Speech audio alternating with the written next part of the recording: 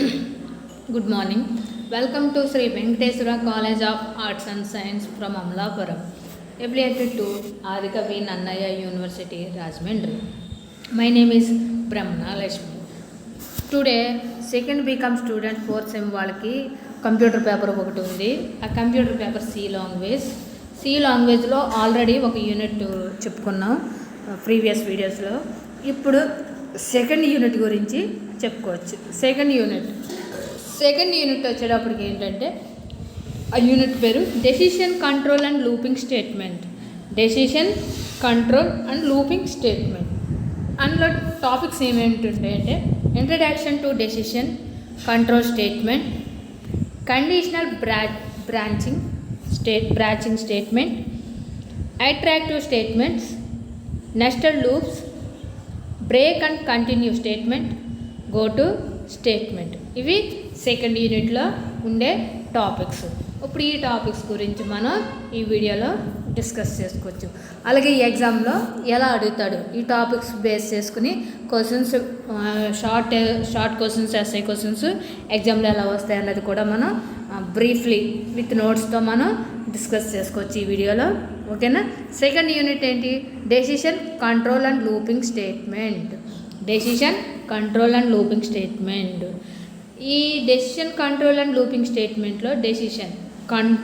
Looping స్టేట్మెంట్లో question ఎలాగంటే ఈ టాపిక్ మీద క్వశ్చన్ ఎలాగ అడుగుతాడంటే వాడు explain about decision making statement or conditional statement గురించి అయినా రాయమని అడుగుతాడు. లేదా మేకింగ్ స్టేట్మెంట్స్ మీద నువ్వు డెసిషన్ ఎలా క్రియేట్ చేస్తావు అన్నదైనా అడగవచ్చు. ఇలా అడుగుతాడు. దీంట్లో వచ్చేటప్పుడు decision making statement or conditional statement వచ్చేటప్పటికి మనకు 4 టైప్స్ ఉంటాయి. మనకి ఎన్ని టైప్స్ ఉన్నాయి?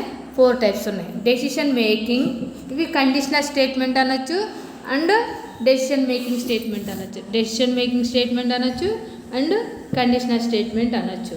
అందులో వచ్చేటప్పటికి ఫస్ట్ది ఏంటి? 4 టైప్స్ ఉన్నాయి. ఇఫ్ ఒకటి, if else, third nested if else, ఫోర్త్ది స్విచ్. ఫస్ట్ది ఇఫ్, సెకండ్ది if else, third nested if else, ఫోర్త్ది switch. If statement first if గురించి తెలుసుకోవచ్చు. ఇఫ్ అంటే ఏంటి? ఇఫ్ అంటే తెలుగులో అయితే. ఇఫ్ స్టేట్మెంట్ గురించి మనం తెలుసుకోవచ్చు. అంటే అయితే ఏంటి? అయితే అనే స్టేట్మెంట్ తీసుకుంటే మన కండిషనల్ స్టేట్మెంట్, ఇఫ్ అనే ఒక కండిషనల్ స్టేట్మెంట్ తీసుకుంటే దాని మీద డెసిషన్ ఎలా తయారు చేస్తాం అన్నదే మనం ఇప్పుడు ఇఫ్ స్టేట్మెంట్ గురించి తెలుసుకుందాం. The if statement are used to control the flow of execution of statement. If statement ఎందుకు యూజ్ చేస్తున్నాం ఎగ్జిక్యూషన్ టైము. అంటే ఎగ్జిక్యూషన్ టైంలో అయితే ట్రూ అయితే ఎగ్జిక్యూట్ అవుతుంది, ఫాల్స్ అయితే బ్రేక్ అవుతుంది. ఇలా ఒక అయితే అనే స్టేట్మెంట్ మీద మనం ఇఫ్ స్టేట్మెంట్ని ఎగ్జిక్యూట్ చేస్తాం అనమాట. ఇఫ్ యొక్క సింటాక్స్ ఎలాగుందో చూడండి. ఇఫ్ కండిషన్ అయితే, ఇది ఒక కండిషన్. ఇఫ్ అనే ఒక కండిషన్ తీసుకున్నాను. అయితే open brace bracket, statement block. ఇక్కడ స్టేట్మెంట్ అనేది ఒక ఇస్తాం. ఏమని? ఇఫ్ అయితే statement A greater than B అని ఇచ్చాను. ఏ గ్రేటర్ దెన్ బి అయితే ట్రూ అయితే, అంటే ఏ పెద్దదైతే ఆ స్టేట్మెంట్ ఎగ్జిక్యూట్ అవుద్ది. ఒకేలా అవ్వలేదు, ఏ గ్రేటర్ దెన్ బి అవ్వలేదు, నెక్స్ట్ స్టేట్మెంట్కి వెళ్తుంది. నెక్స్ట్ స్టేట్మెంట్ ఇలా అయితే అనేది 2 కండిషన్, అట్లీస్ట్ 2 కండిషన్స్ మీద 2 స్టేట్మెంట్స్ మీద మనం ఈ కండిషన్ అప్లై చేయగలం అనమాట. మనం ఇఫ్ కండిషన్ తీసుకున్నామంటే డెఫినెట్లీ 2 స్టేట్మెంట్స్ అనేది ఉండాలి. 2 స్టేట్మెంట్స్ మీద మనం ఆ కండిషన్ని అప్లై చేయగలం అనమాట. అంటే అందులో ఆ 2 స్టేట్మెంట్లో ఏదో ఒక స్టేట్మెంట్ అనేది కరెక్ట్గా రైట్ అవుతుంది. ఓకేనా. నెక్స్ట్ ఫ్లో చార్ట్ వచ్చేటప్పుడు చూడండి. కండిషన్, ఇక్కడ కండిషన్ అప్లై చేసాం. ఓకేనా. కండిషన్ అప్లై చేసినప్పుడు ఇక్కడ ఉంది if condition A greater than B అయితే ట్రూ అయింది. అంటే ఏ గ్రేటర్ దెన్ బి అంటే బి కన్నా ఏ పెద్దది. ట్రూ అయితే రైట్ సైడ్ ట్రూ అయితే స్టేట్మెంట్ బ్లాక్ అయిపోద్ది, అంటే అక్కడితో స్టేట్మెంట్ ఎగ్జిక్యూట్ అయిపోద్ది. ఓకేనా. ఫాల్స్ అయింది, ఏ గ్రేటర్ దెన్ బి అవ్వలేదు, అంటే అది ఫాల్స్ కండిషన్ అయింది. అది ఫాల్స్ కండిషన్ అయినప్పుడు నెక్స్ట్ ఇంకో స్టేట్మెంట్ ఏముందేమో ఆ స్టేట్మెంట్ దగ్గరికి వెళ్తుంది. ఆ కండిషన్ ఎక్కడికి వెళ్తుంది? నెక్స్ట్ స్టేట్మెంట్ దగ్గర, అక్కడ ట్రూ అవుతుంది. ఇక్కడ ఫాల్స్ అయిందంటే ఖచ్చితంగా మనకి నెక్స్ట్ స్టేట్మెంట్ దగ్గర అనేది బ్లాక్ అవుతుంది, అంటే అక్కడ కండిషన్ ట్రూ అయింది. అందుకని నెక్స్ట్ స్టేట్మెంట్ బ్లాక్ అవుతుంది. అంటే బ్లాక్ అవుతుంది అంటే ఎగ్జిక్యూట్ అవుతుంది అనమాట. ఓకేనా, మనకు అవుట్పుట్ వస్తుంది. The statement block may be singular group of statement. ఈ స్టేట్మెంట్ అనేది ఈ స్టేట్మెంట్ యొక్క బ్లాక్ ఎలా ఉంటుందంటే సింగిల్గానే తీసుకోవచ్చు, అలాగే గ్రూప్ ఆఫ్ స్టేట్మెంట్స్గా కూడా మనం తీసుకోవచ్చు. ఇక్కడ మనం సింగిల్గానే తీసుకున్నాం, టూ స్టేట్మెంట్స్ తీసుకున్నాం, సింగిల్గా తీసుకున్నాం. అవునా, ఈ స్టేట్మెంట్ అనేది గ్రూప్గానే తీసుకోవచ్చు, మనం సింగిల్గానే తీసుకోవచ్చు అనమాట. నెక్స్ట్ ప్రోగ్రామ్ వచ్చేటప్పటికి ఎలా చూడండి, మీకు ఆల్రెడీ ఫస్ట్ యూనిట్లో చెప్పాను చూడండి. హెడర్ ఫైల్ అని, లింక్డ్ సెక్షన్ అని, ప్రీ ప్రాసెసర్ అని, ఫంక్షన్స్ అని, వేరియబుల్స్ అని, డేటా టైప్స్ అని, ఇదంతా ఫస్ట్ టాపిక్లో వచ్చేసింది. ఫస్ట్ యూనిట్లో చెప్పాను. ఇవి data types, variables, preprocessor, అదే header linked section, preprocessor, linked section, direct section, ఇవన్నీ #include stdio.h. ఇదేంటి, ఇది లింక్డ్ సెక్షన్ అనొచ్చు, లైబ్రరీ అనొచ్చు, అలాగే ప్రీ ప్రాసెసరీ అనొచ్చు. ఓకేనా, లింక్డ్ సెక్షన్, ప్రీ ప్రాసెసరీ, లైబ్రరీ, దీనికి 3 నేమ్స్ ఉన్నాయి. ఎందుకంటున్నాం, ఇందులో నెంబర్ ఆఫ్ ఫంక్షన్స్ ఇంక్లూడ్ అయ్యి ఉంటాయి. ఆ ఫంక్షన్స్ ఏంటనేది కూడా మీకు ఫస్ట్ యూనిట్లో డిస్కస్ చేశాను. ఆ ఫంక్షన్స్ అన్నీ ఇందులో ఇంక్లూడ్ అయ్యి ఉంటాయి. #include stdio.h. Next main function అనేది ఏంటి, ఇది ఒక one of the data type. Main అని వైడ్ మెయిన్ అన్నాం చూడండి, అది one of the data type. కానీ మనం దాని ఫంక్షన్ కింద డిఫైన్ చేయాలి. ఇక్కడ వైడ్ మెయిన్ అని మెయిన్ అని రాసాం. వైడ్ మెయిన్ అని రాయొచ్చు, వైడ్ మెయిన్ అని రాయాలి. క్లారిటీగా వైడ్ మెయిన్ అని రాయాలి. సారీ, ఇక్కడ మిస్టేక్ పడింది. మెయిన్ ఫంక్షన్ అని రాసి ఇప్పుడు ఫంక్షన్ చేసిన తర్వాత ఓపెన్ చేయాలి. ఫంక్షన్కి out side variables, data types define చేస్తాం అనమాట. ఇక్కడ ఇంటి చూడండి, ఇంట్ అనే ఒక డేటా టైప్ తీసుకున్నాను, ఏ అనే వేరియబుల్ తీసుకున్నాను, దానికి వాల్యూ ఎంత ఇచ్చాను, 4 ఇచ్చాను. ఇంట్ అనే డేటా టైప్ తీసుకున్నాను, ఆ డేటా టైప్ వేరియబుల్ ఏ యొక్క వేరియబుల్ ఏంటంటే ఇంటీజర్ అని చెప్తాం. ఎందుకు చెప్తున్నాం, ఏ అంటే ఏంటి, ఇంటీజర్ అని చెప్తున్నాం, ఎందుకంటే ఆ డేటా టైపు. ఓకేనా, దాని యొక్క వాల్యూ 4 ఇచ్చాను. ఇప్పుడు కండిషన్ అప్లై చేశాను. ఏం కండిషను, ఇఫ్ అయితే, ఇఫ్ డివిజన్ మాడ్యులస్ 2 = 0 అయితే, అంటే ఇప్పుడు ఇక్కడ ఏ వాల్యూ అంత 4/2 పెడితే ఎంత వస్తుంది మనకి, 0.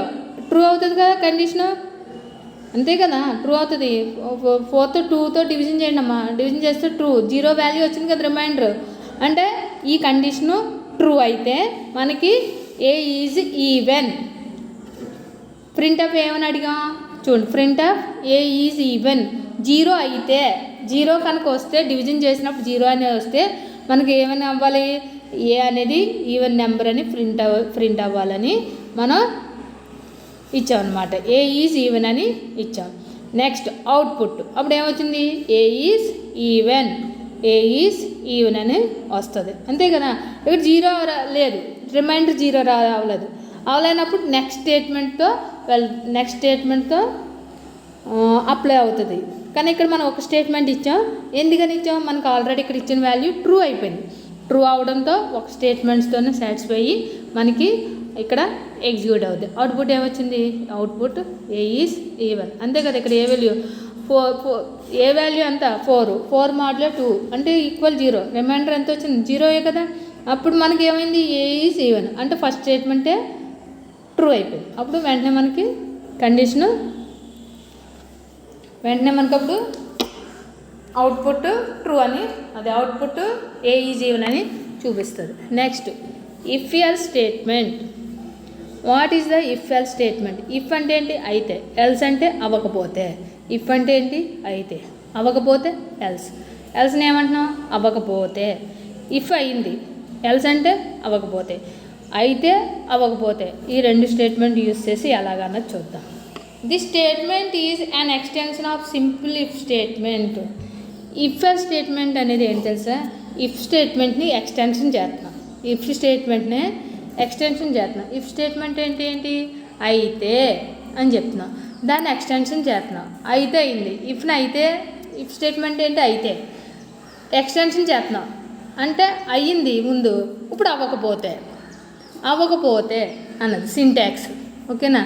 ఇఫ్ కండిషన్ ఇచ్చా, ఎల్స్ ది బ్లాక్ స్టేట్మెంట్. ఇక్కడ ఒక స్టేట్మెంట్ ఇచ్చాను, అక్కడ ట్రూ అయితే అక్కడతో స్టేట్మెంట్ బ్లాక్ అయిపోతుంది. అవ్వకపోతే ఎల్స్ అంటే ఫాల్స్ బ్లాక్ స్టేట్మెంట్. అవ్వకపోతే ఆ స్టేట్మెంటుతో బ్లాక్ అవుతుంది. అయితే స్టేట్మెంట్తో ట్రూ అవుతుంది. అవ్వకపోతే అక్కడ ఆ స్టేట్మెంటు బ్లాక్ అవ్వాలి. అది ఎలాగన్నది ఈ స్టేట్మెంట్. అవ్వితే ఓకే, మనకి అవుట్పుట్ మనం ఇచ్చిన కండిషన్ సాటిస్ఫై అయ్యి అవుట్పుట్ వస్తుంది. అవ్వకపోతే సమ్ వాల్యూ, ఏదో ఒక డిఫాల్ట్ మెసేజ్ అయినా రావాలి. అవ్వకపోతే డిఫాల్ట్ మెసేజ్ అయినా మనకి రావాలి. అవ్వకపోతే అయితే పర్లేదు, అవ్వకపోతే ఎనీ మెసేజ్, ఒక డిఫాల్ట్ మెసేజ్ అనేది అవ్వట్లేదు అనేది ఒక మెసేజ్ అయినా రావాలన్నమాట. అది ఇఫ్ ఎల్స్. అయితే ఈ టైపు, అవ్వకపోతే ఇది. ఓకేనా? దీని యొక్క ఫ్లో చార్ట్ చూద్దాం. కండిషన్, ఒక కండిషన్ ట్రూ అయితే, కండిషన్ సాటిస్ఫై అయితే స్టేట్మెంట్ అనేది ఇక్కడ స్టేట్మెంట్ ఎగ్జిక్యూట్ అవుద్ది. ట్రూ అయిపోయింది చూడండి, లెఫ్ట్ సైడ్ ట్రూ అయింది, ఇచ్చిన కండిషన్ ట్రూ అయింది. అప్పుడు నెక్స్ట్ స్టేట్మెంట్తో మనకి ఎగ్జిక్యూట్ అయిపోతుంది ప్రోగ్రామ్, అంటే అవుట్పుట్ వస్తుంది. లేదు, ఈ స్టేట్మెంటు మనకి అవనప్పుడు ఫాల్స్ అయ్యింది, అంటే ఇచ్చిన స్టేట్మెంట్ దాంతో డెసిషన్తో ఎగ్జిస్ట్ అవ్వలేదు, సాటిస్ఫై అవ్వలేదు. అవునప్పుడు నెక్స్ట్ ఇంకో స్టేట్మెంట్ ఉంటుంది. ఆ స్టేట్మెంట్ అయినా ట్రూ అవ్వచ్చు, నెక్స్ట్ స్టేట్మెంట్ అయినా ట్రూ అవ్వచ్చు. ఫస్ట్ స్టేట్మెంటు ట్రూ అవ్వలేదు, నెక్స్ట్ స్టేట్మెంట్తో ట్రూ అయ్యి అప్పుడు మనకి అవుట్పుట్ వస్తుంది అన్నమాట. ఓకేనా? ప్రోగ్రామ్ ఇఫ్ ఎల్స్ యొక్క ప్రోగ్రామ్ ఎలా రాద్దాం చూడండి. ఫస్ట్ లైబ్రరీ ఫంక్షన్ రాసాం, ash include stdio.h main function. ఓకేనా? ఇంటీజర్ డేటా టైప్ డిఫైన్ చేసి age equal to 5, వేరియబుల్కి 5. If A modular 2 = 0 అయితే ఏ ఈజ్ ఈవెన్ అని చూపించమని అడిగాను. ఇఫ్ మాడ్యులర్ 2 = 0 అంటే ఏ ఈజ్ ఈవెన్ అని చెప్పాను. అవ్వకపోతే ప్రింట్ఎఫ్ అని, అదే ప్రింట్ఎఫ్ ఏ ఈజ్ ఈవెన్. అవితే ఏ ఈజ్ ఈవెన్ అని చూపించు. అవ్వకపోతే ఎల్స్, చూడండి ఎల్స్. అవ్వకపోతే ప్రింట్ఎఫ్లో ఏమి ఇచ్చాం? ఏ ఈజ్ ఆడ్ అని చూపించమని ఇచ్చాను. అయితే ట్రూ అని చూపించు. అవ్వలేదు, కండిషన్తో ఈ ఏ మాడ్యులర్ 2 = 0తో కండిషన్ సాటిస్ఫై అవ్వలేదు. అవ్వకపోతే ఎల్స్. అవ్వకపోతే అప్పుడు ఏ వాల్యూ ఏమని చూపించమన్నాను? ఏ ఈజ్ ఆడ్ అని చూపించమన్నాను. ఏ ఈజ్ ఆడ్ అని చూపించమని కర్ల్ బ్రాకెట్ క్లోజ్ చేశాను. క్లోజ్ చేసి ఏమైంది? ఏ ఈజ్ ఏమిందో యాక్చువల్గా ఇక్కడ ఈవెన్ అవుద్ది, ఇక్కడ స్టేట్ అవ్వలేదు. ఏ ఈజ్ ఈవెన్ ఎలాగవుతుంది? 5 మాడ్యులర్ 2 0 వస్తుంది, రిమైండర్ రాదు కదా. 4 అయితే రిమైండర్ 0 వచ్చి ఏ ఈజ్ ఈవెన్ వస్తుంది. ఈ స్టేట్మెంట్లో చూడండి, ఇక్కడ 4 అయింది, 0 అయింది కాబట్టి ఏ ఈజ్ ఈవెన్ వచ్చింది. ఇప్పుడు ఏ వేరియబుల్ యొక్క వాల్యూ ఎంత? 5, 0 రాదు కదా. అవ్వలేదు, అయితే ఏ ఈజ్ ఈవెన్ అని వచ్చిన. అవ్వలేదు కాబట్టి ఏ ఈజ్ ఆడ్ అని వస్తుంది. అవ్వకపోతే ఏమొచ్చింది? ప్రింట్అప్ ఏ ఈజ్ ఆడ్ అని వస్తుంది అవుట్పుట్. ఇదిగో ఇది ఇఫ్ అయింది, ఇఫ్ ఎల్స్ అయింది. ఇప్పుడు nested if else. What is the nested if else అన్నది తెలుసుకుందాం. There is another way of arranging if is together when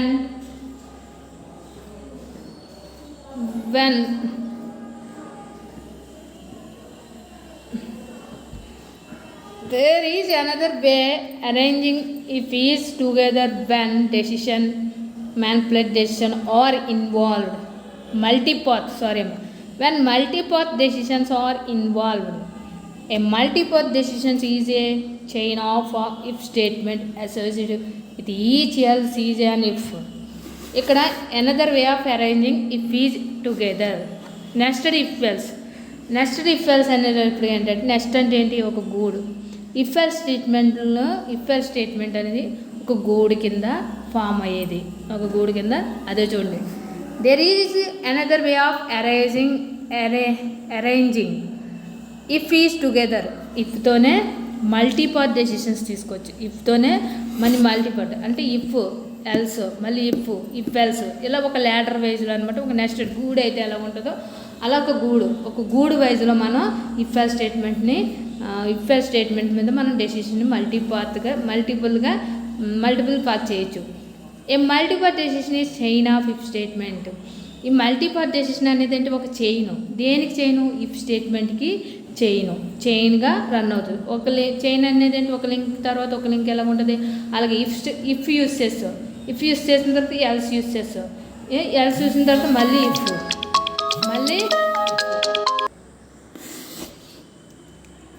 ఇప్పుడు ఇఫ్ స్టేట్మెంట్ అనేది ఒక చైన్ లాగా ఉంటుంది. ఒక చైన్ తర్వాత ఒక చైన్, అలాగే ఇది ఒక చైన్ వైజ్ ఉన్న associate with each else is in F. Associate if statement వెళ్ళి ఎల్స్తో అసోసియేట్ అవుతుంది, ఇఫ్ ఎల్స్ వెళ్ళి మళ్ళీ ఇఫ్తో అసోసియేట్ అవుతుంది. అలా ఒక చైన్ కింద లింకప్ అవుతుంది. ఓవరాల్గా దీన్ని ఏమంటున్నాం?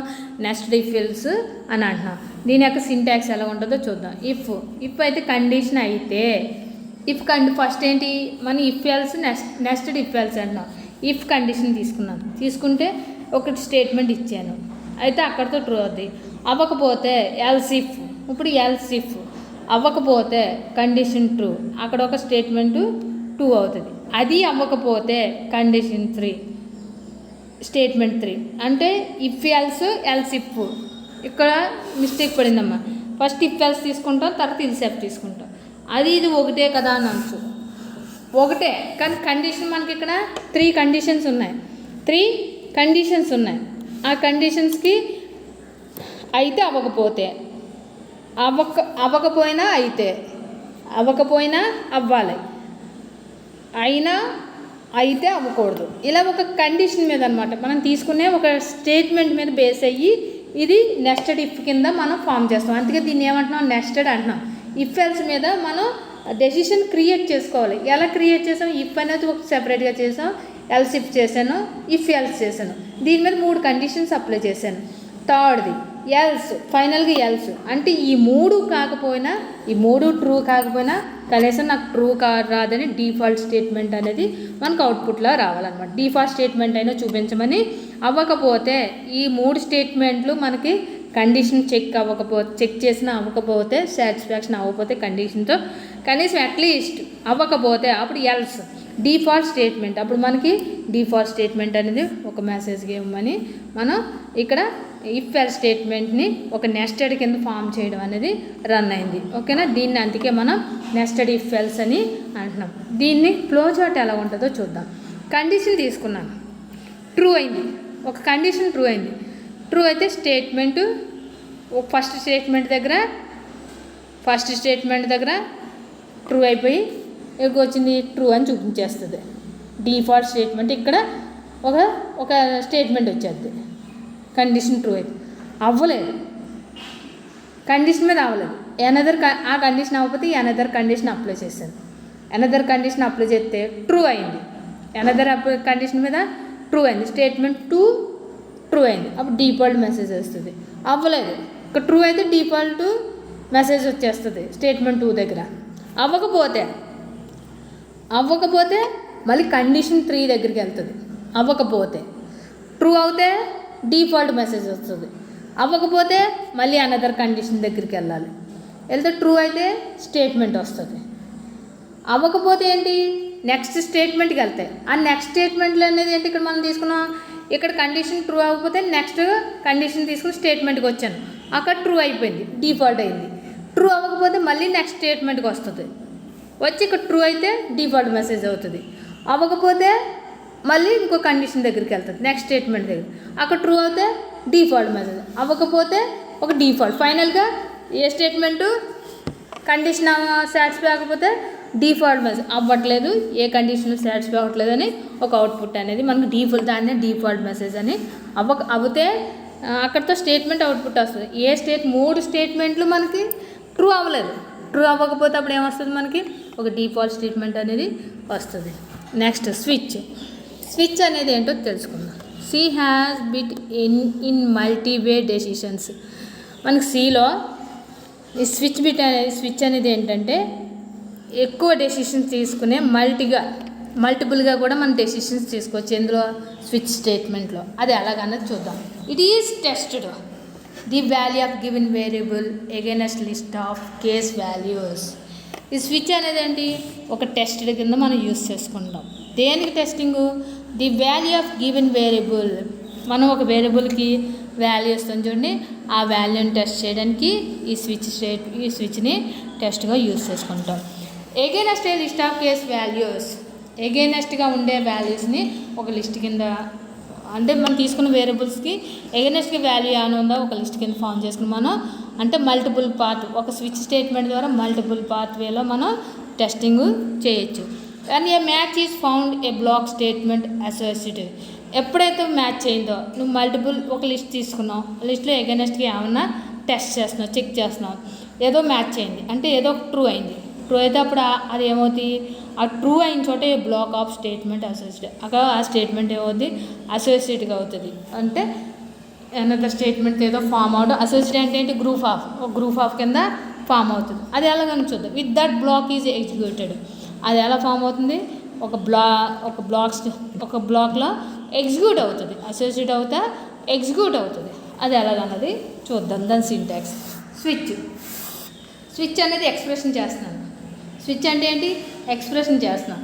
ఏం ఎక్స్ప్రెషన్ చేస్తున్నావు, నువ్వు ఒక కండిషన్ తీసుకున్నావు అంటే ఎన్ని కండిషన్స్ అయినా మనం ఇందులో అప్లై చేయొచ్చు అనమాట.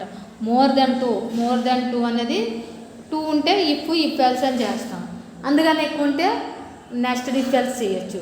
ఇంకా ఎక్కువ ఉంటే స్విచ్ స్టేట్మెంట్ని యూజ్ చేసుకుంటాం అనమాట. ఇంకా ఎక్కువ స్టేట్మెంట్స్ ఉంటే ఎట్ ఏ టైము స్విచ్ స్టేట్మెంట్ని అప్లై చేయొచ్చు. 2 ఉంటే ఇఫ్ స్టేట్మెంట్స్ సరిపోతుంది.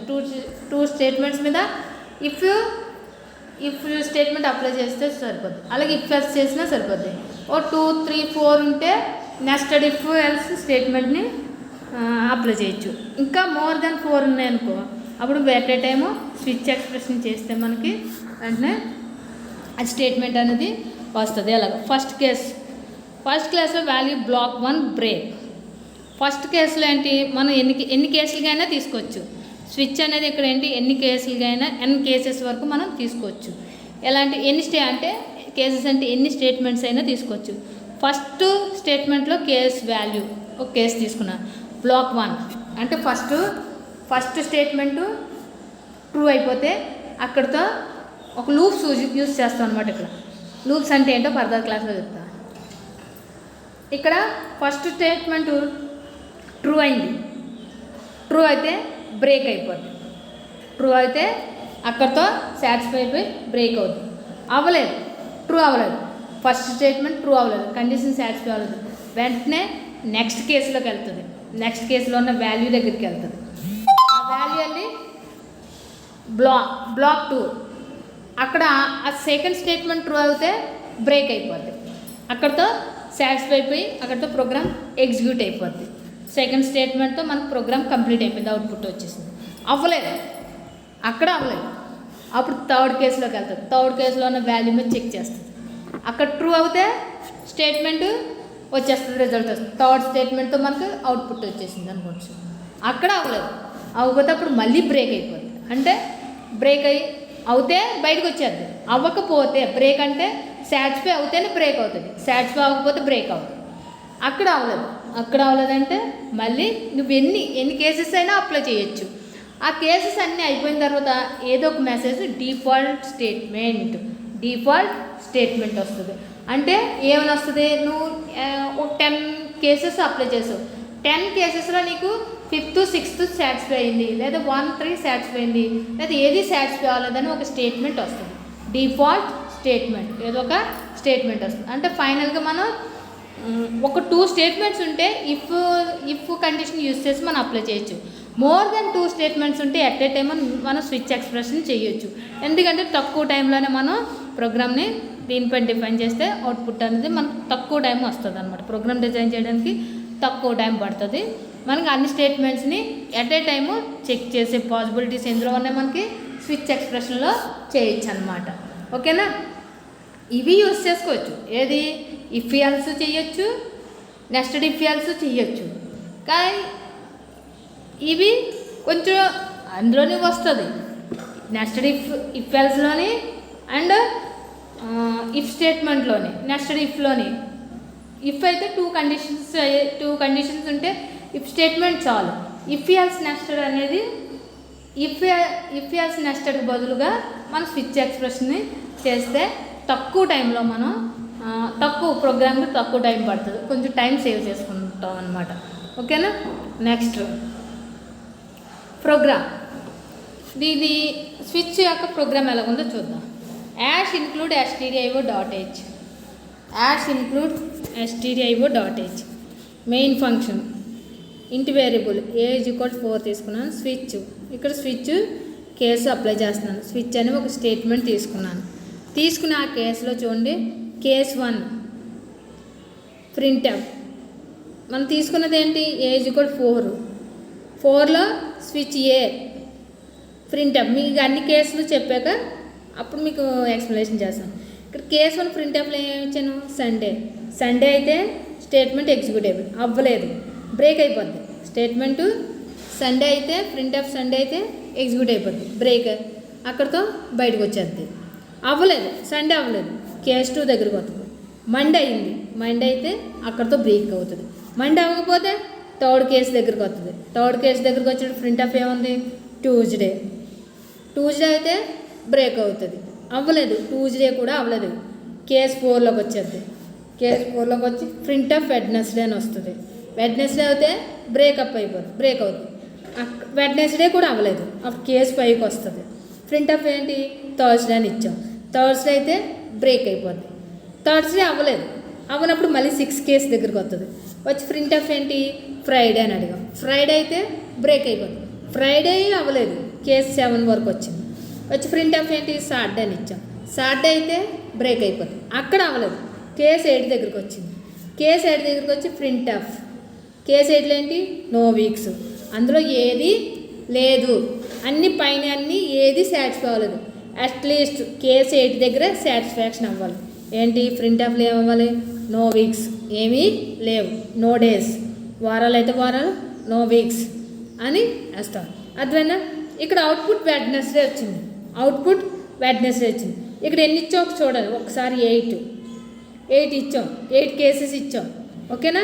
8 కేసెస్లో మనకు అవుట్పుట్ ఏమొచ్చింది, వెడ్నెస్డే వచ్చింది. ఎందుకు వచ్చింది ఇక్కడ చూడండి. మనం ఇంట్ a=4 మనం ఇంటీజర్ డేటా టైప్ అనేది, ఇంటీజర్ ఏంటి డేటా టైప్, ఏ అనేది వేరియబుల్. ఆ వేరియబుల్ యొక్క వాల్యూ అంతా 4 అని ఇచ్చాను. స్విచ్ స్టేట్మెంట్ అప్లై చేశాను. స్విచ్ స్టేట్మెంట్లో మనకు వీక్లో ఎన్ని డేస్ ఉన్నాయి, 7 డేస్ ఉన్నాయి. 7 డేస్ 8 కేసెస్ అప్లై చేశాను. 8 కేసులు ఏంటి, నో వీక్స్, ఇంక 8 డేస్ కాకపోతే ఇంకేమీ లేవు, ఏం వీక్స్లో ఏమీ లేవని నో వీక్ 8 కేసెస్. 8 కేసెస్లో మనకి ఏం అడిగా, అక్కడ ఫోర్త్లో ఏ వాల్యూ ఉంటే ఆ వాల్యూతో సాటిస్ఫై అవ్వమని ఇక్కడ వాల్యూ ఇచ్చాం. 4 అని ఇచ్చాం. ఇక్కడ 3 అని ఇచ్చామనుకో నువ్వు ట్యూస్డే అని వస్తుంది. 6 అని ఇచ్చామనుకో, a=6 అని ఇస్తే ఏమొస్తుంది, ఫ్రైడే అని వస్తుంది. ఓకేనా, ఫ్రైడే అని వస్తుంది. a=1 అని ఇస్తే సండే అని వస్తుంది. 7 లోపల నువ్వు ఏదైనా 7 ఇచ్చుకో, a=7 వస్తుంది. 8 ఏంటి, 8 ఇస్తే 8 ఇవ్వడం కాదు ఇక్కడ. 8 ఏంటి, ఇక్కడ 7 వరకు ఉన్న డేస్, 7 లోపల ఉన్న డేస్ మనం ఏదైనా వేరియబుల్కి వాల్యూ ఇవ్వచ్చు. ఆ వేరియబుల్ 7 డేస్ సాటిస్ఫై అవ్వకపోతే 8ది ఏంటి, ఏమీ లేకపోతే నాకు అప్పుడు నో వీక్స్ అని, ఏమీ లేవని చూపించమని అర్థం. 8th కండిషన్ ఏంటి, పైన ఉన్న 7 కేసెస్లో ఏ కండిషన్ సాటిస్ఫై అవ్వకపోతే, ఇచ్చిన కండిషన్తో 7 కేసులు ఏది సాటిస్ఫై అవ్వకపోతే 8th కేసు రిజల్ట్ ఇలా చూపించమని అడిగాం. 8th కేసులో ఏమని అడిగాం, ప్రింట్ఎఫ్ నో వీక్స్ ఏమీ లేదని చెప్పాం ఇచ్చాం. అది ఉందని ఏం చూపించింది, 4 ఉంది. ఇక్కడ మనకి ఏముంది, ప్రింట్ఎఫ్ వెడ్నెస్డే 4 ఉంది. మనం ఇచ్చింది ఏంటి, వాల్యూ 8 వాల్యూస్ ఇచ్చాం. 8 వాల్యూస్తో ఈ వాల్యూ వెళ్ళి ఏమైంది, 4th వాల్యూతో సాటిస్ఫై అయింది. 4తో సాటిస్ఫై మనకి ఏం చూపించింది, అవుట్పుట్ వెడ్నెస్డే. ఇది స్విచ్ కేసులు అనేది మనం ఎన్ని స్టేట్మెంట్స్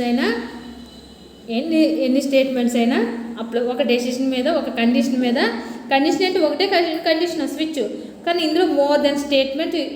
ఎన్ని స్టేట్మెంట్ యూజ్ చేశాను, 8 స్టేట్మెంట్. 8 స్టేట్మెంట్లో ఏం చేశాను, 8ది ఏది అవ్వకపోతే 8 చూపించమన్నాను.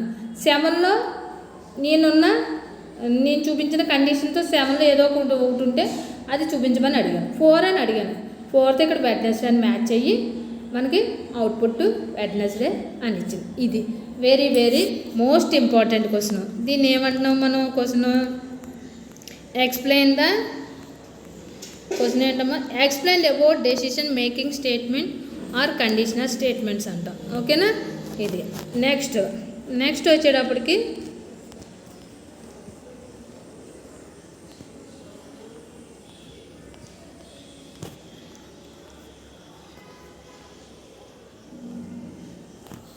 Next statement explain about loops construct or loop statement. Next ఏంటి? లూప్స్ అంటే ఏంటో అన్నది చెప్పుకోవచ్చు. లూప్స్ ఎలా కన్స్ట్రక్ట్ చేస్తాం? ఆర్ లూప్ కన్స్ట్రక్ట్స్ అనొచ్చు, లూప్ స్టేట్మెంట్ అనొచ్చు. Explain about loop construct or loop statements. Loop construct or loop statements అనేది ఏంటో చూద్దాం. Loops are used when a set of statements. Loops అంటే ఏంటి? ఒక సెట్ లాగా ఉండే స్టేట్మెంట్స్లో. లూప్స్ని ఎక్కడ యూజ్ చేస్తాం? సెట్ ఆఫ్ స్టేట్మెంట్స్లో ఉన్నప్పుడు మనం లూప్స్ని యూజ్ చేస్తాం. Statements to be executed operated for a fixed number of times or until some conditions is true. ఈ లూప్స్ ఎంత యూజ్ చేస్తున్నాం? లూప్స్ ఎక్కడ యూజ్ చేస్తున్నాం? ఎక్కువ స్టేట్మెంట్స్ ఎక్కడ ఉన్నాయో అక్కడ లూప్స్ని అప్లై చేయొచ్చు, లూప్స్ యూజ్ చేయొచ్చు. ఎందుకు యూజ్ చేస్తున్నాం మనం లూప్స్ అనేది? To be executed repeated for a fixed number of times until some conditions true. మనం కండిషన్స్ ఇస్తాం, కొన్ని కండిషన్స్ ఇస్తాం. ఆ కండిషన్స్ ట్రూ అయ్యే వరకు అది రిపీటెడ్గా నెంబర్ ఆఫ్ టైమ్స్ రిపీటెడ్గా కండిషన్ ట్రూ అయ్యే వరకు అది కండిషన్ ట్రూ అవ్వాలి. మనకి ఆ కండిషన్ ట్రూ అవ్వాలంటే నెంబర్ ఆఫ్ టైమ్స్ అంటే రిపీటెడ్గా అది చెక్ చేస్తూ ఎగ్జిక్యూట్ అవుతూ రావాలి. ఎగ్జిక్యూట్ రావాలంటే ఆ కండిషన్ ట్రూ అవ్వాలి. పైగా మనకి ఏమవ్వాలి? కండిషన్ ట్రూ అవ్వాలి, ఫాల్స్ రాకూడదు. ట్రూ అవ్వాలి, ఎగ్జిక్యూట్ అవ్వాలి. ఇదేంటి? నెంబర్ ఆఫ్ టైమ్స్ రిపీటెడ్గా రన్ అవ్వాలి. ఇలా రన్ అవ్వాలి ఎప్పటి వరకు? కండిషన్ ట్రూ అయ్యే వరకు మనకి అది ఆ వాల్యూ చెక్ చేసుకుంటూ రావాలి. Looping is also called as రిపీటెడ్వి or iterative. These are three types. లూపింగ్ని ఇంకోని ఏమనొచ్చు? రిపీటెడ్గా ఆర్ ఐటరేటివ్. లూపింగ్ని ఏమన్నా ఐటరేటివ్ అనొచ్చు, అలాగే రిపీటేటివ్ అంటే సో మెనీ టైమ్స్ చెప్పిందే చేయడం, చేసిందే చేయడం, చెప్పిందే చెప్పడం అంటే చూడండి. దాన్ని రిపీటెడ్గా చేయడం ఆర్ ఐటరేటివ్ అంటాం. ఈ లూపింగ్ని ఏమంటాం? రిపీటేటివ్ ఆర్ ఐటరేటివ్ అంటాం. ఇవి 3 టైప్స్ ఉన్నాయి. ఈ లూప్స్ అనే ఎన్ని ఉన్నాయి? 3 టైప్స్ ఉన్నాయి. అవి ఏంటి? Do while, first do while, రెండోది వైల్, మూడోది ఫర్ లూప్. ఈ 3 టైప్స్. ఇవేంటి? లూప్స్. ఈ లూప్స్ అనేది ఏంటి? 3 టైప్స్ ఉన్నాయి. ఈ లూప్స్ 3 టైప్స్ ఉన్నాయి. ఫస్ట్ డూ వైల్ అంటే ఏంటో తెలుసుకుందాం. డూ వైల్ అంటే ఏంటో తెలుసుకుందాం.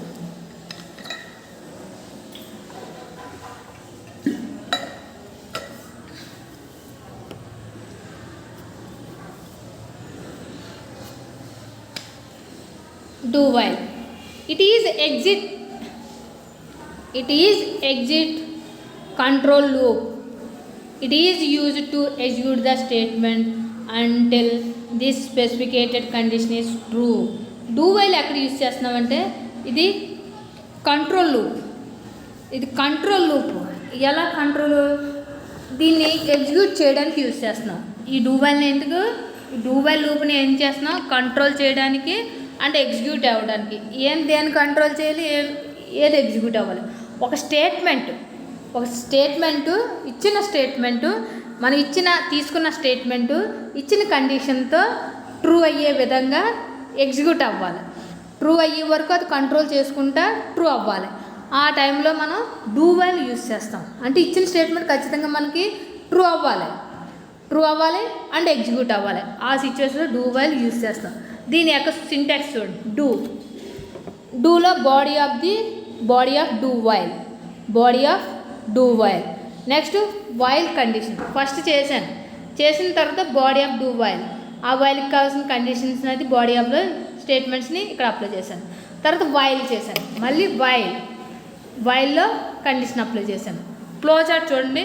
బాడీ ఆఫ్ లూప్ ఇక్కడ టెస్ట్ కంపారిజన్ చేస్తున్నాను. కంపారిజన్ చేసినప్పుడు స్టేట్మెంట్ ట్రూ అని చూపించి ఎగ్జిక్యూట్ అయిపోద్ది. ఫాల్స్ అయిందనుకో, ఇక్కడ ఫాల్స్ అయ్యి మళ్ళీ బాడీ ఆఫ్ ది లూప్ దగ్గరికి వెళ్తుంది, మళ్ళీ బాడీ ఆఫ్ ది లూప్ దగ్గరికి వెళ్ళిపోద్ది. ట్రూ అయిపోతే ఇలా వచ్చేద్ది, ఎగ్జిట్ అయిపోద్ది. ట్రూ అవ్వకపోతే మళ్ళీ బాడీ ఆఫ్ ది లూప్ వరకు వెళ్తుంది అనమాట. ఇది ఫ్లో చార్ట్. అర్థమైందా? ఏంటో తెలుసుకుందాం, డూ వైల్ అంటే ఏంటో తెలుసుకుందాం. ఇక్కడ మీకు ఫ్లో చార్ట్ అర్థమైందా?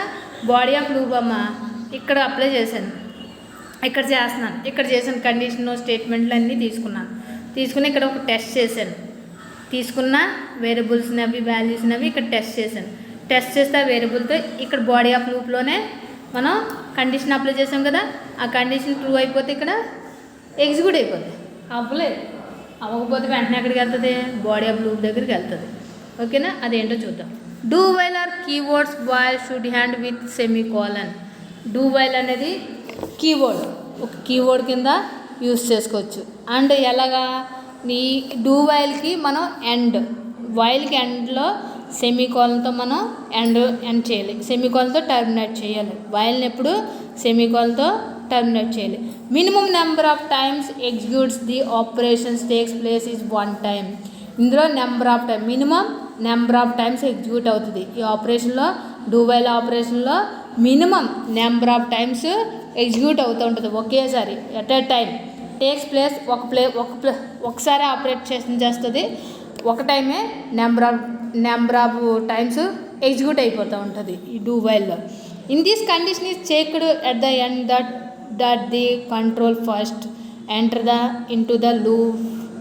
ఇక్కడ కండిషన్ చెక్ చేసినప్పుడు దీనికి కంట్రోల్ అనేది ఫస్ట్ ఎంటర్ చేయాలి.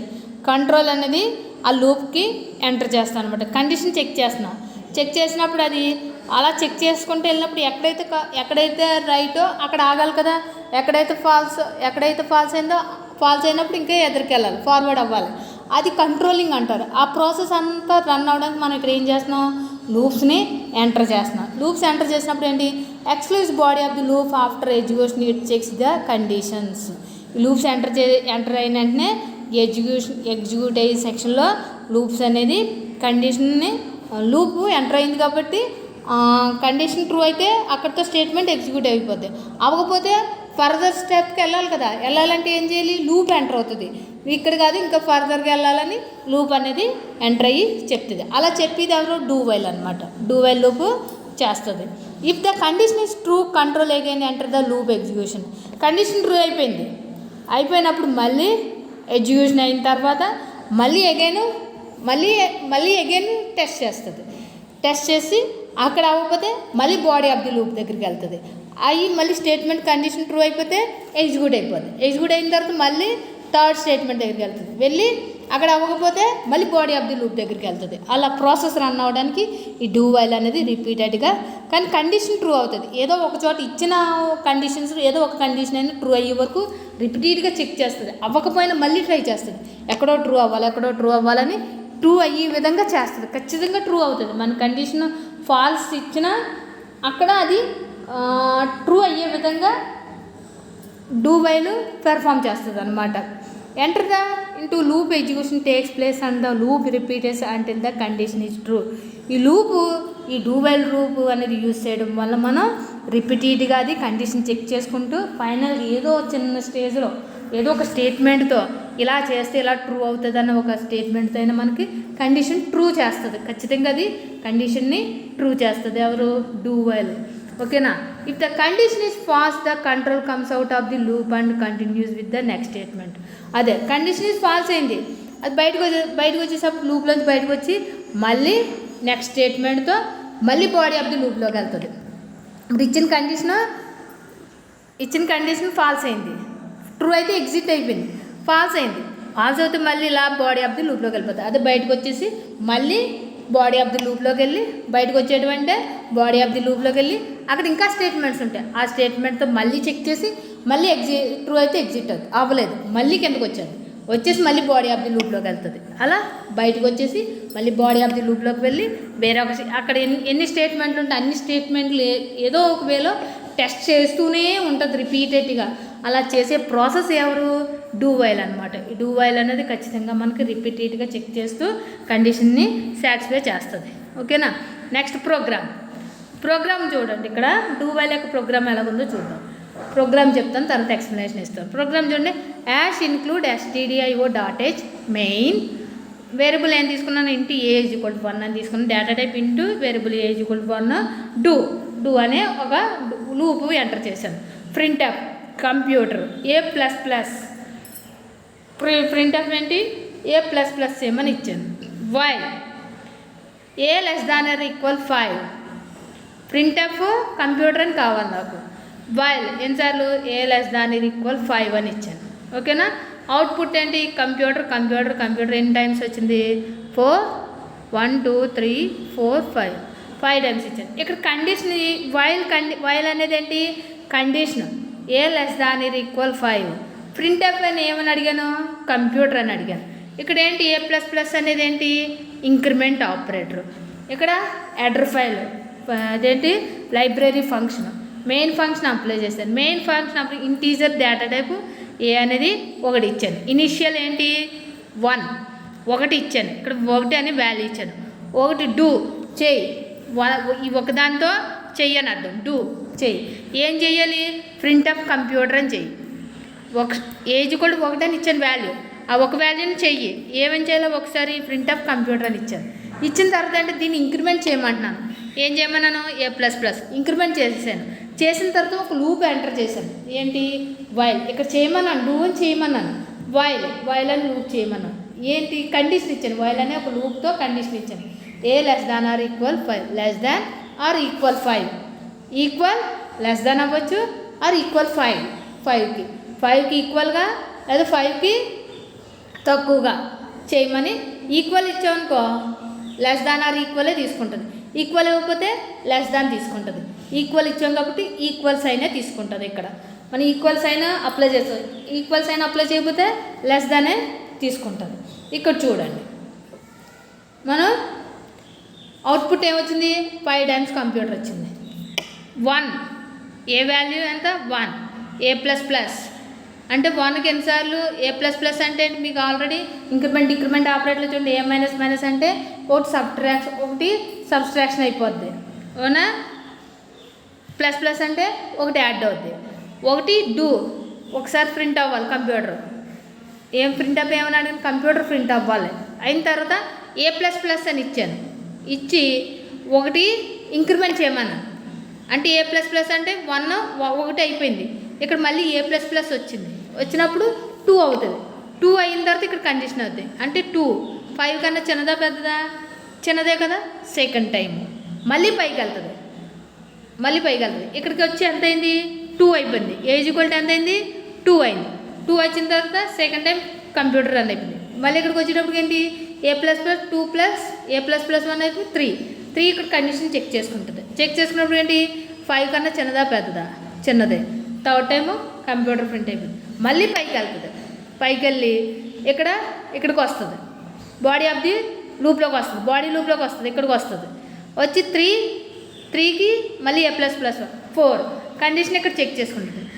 4th టైము ఇంక్రిమెంట్ కంప్యూటర్ వస్తుంది. మళ్ళీ బాడీ ఆఫ్ ది లూప్కి వెళ్తుంది. 4కి +A++ యాడ్ చేస్తే ఎంత 5 ఇక్కడ కండిషన్ మళ్ళీ చెక్ చేసుకుంటుంది. A <= 5 అంటే ఈక్వల్ ఉంది కదా. 5th టైము కంప్యూటర్ వస్తుంది. మళ్ళీ బాడీ ఆఫ్ ది లూప్లోకి వస్తుంది. A++ అంటే 6కి 5కి A++ కలిపేటప్పటికి ఎంత 1 అంటే 6 అయింది. కండిషన్ ఇక్కడ మళ్ళీ చెక్ చేసుకుంటుంది. A <= 5 ఉంది. అంటే ఇక్కడ కండిషన్ సాటిస్ఫై అవ్వలేదు. లూప్లోంచి బ్రేక్ అయిపోయింది. బయటికి అక్కడితో బ్రేక్ అయిపోయి ఇక్కడ 5th టైమే 6th టైం వచ్చింది. కండిషన్ సాటిస్ఫై అవ్వలేదు. అక్కడితో అయిపోద్ది. బయటికి రాదు. కండిషన్ సాటిస్ఫై అయినంతసేపు అవుట్పుట్ బయటకు వచ్చింది. కండిషన్ సాటిస్ఫై అవ్వకపోతే లూప్లో ఉండిపోయింది. సాటిస్ఫై అవుతేనే మనకి బయటకు వచ్చి అవుట్పుట్ వస్తుంది. సాటిస్ఫై అవ్వకపోతే ఆ లూప్లోనే ఉండిపోద్ది. సాటిస్ఫై అయిందనుకో బయటకు వచ్చి మళ్ళీ బాడీ ఆఫ్ ది లూప్లోకి వచ్చి కండిషన్ అప్లై చేసి చెక్ చేసుకుని మళ్ళీ అవుట్పుట్కి వస్తుంది. ఇది డూ వైల్ యొక్క ప్రాసెస్. అర్థమైందా? డూ వైల్ యొక్క ప్రోగ్రామ్ అర్థమైందా? మన డూ వైల్ ఏంటి ఎప్పుడైతే కండిషన్ ట్రూ అయిందో బయటకు వచ్చి అవుట్పుట్ ఇస్తుంది. ట్రూ అవ్వలేదనుకో ఆ బాడీ ఆఫ్ ది పార్ట్లోనే ఉండిపోద్ది. బాడీ ఆఫ్ ది పార్ట్ వరకు ఉండిపోద్ది. ట్రూ అవుతే బయటకు వస్తుంది, వచ్చి అవుట్పుట్ ఇస్తుంది. ట్రూ అవ్వకపోతే ఖచ్చితంగా ఆ బాడీ ఆఫ్ ది పార్ట్లోనే ఉండిపోద్ది, అక్కడే బ్రేక్ అయిపోద్ది అనమాట. ఇది అదే డూ వైల్ యొక్క ప్రాసెస్. ఓకేనా, నెక్స్ట్ వీడియోలో వచ్చేటప్పటికి వైలు ఫర్ లూప్ చెప్పుకుందాం.